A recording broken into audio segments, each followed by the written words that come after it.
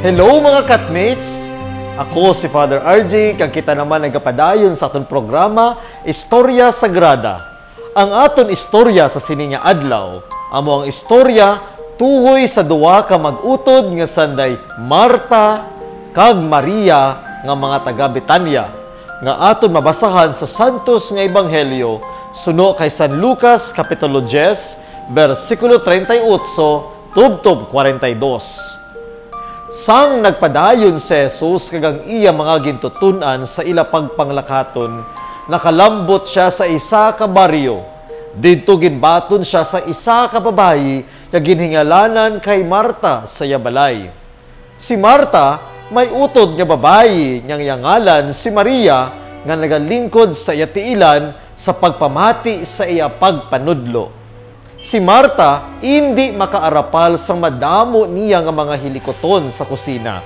Gani nagparapit siya kay Jesus kag nagsiling, "Ginoo, wala ka bala nagakabalaka nga ginpabayaan lamang ako sa akon utod sa mga hilimuson?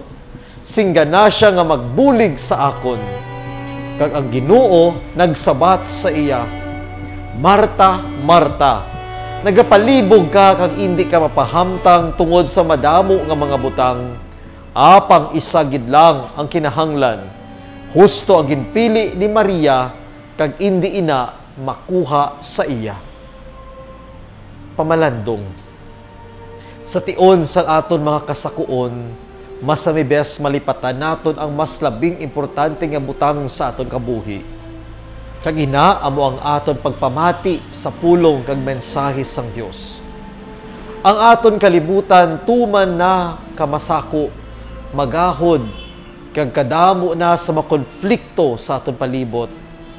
Ang pagpangagda sa aton Ginoo sa aton amo nga maghatag kita sang tinion nga magpamati kag magpamati kag magpamati. Si Maria ginpili niya ang magpamati. Apang may ara man nga matahom nga panimuot si Marta nga hindi makuha sa iya.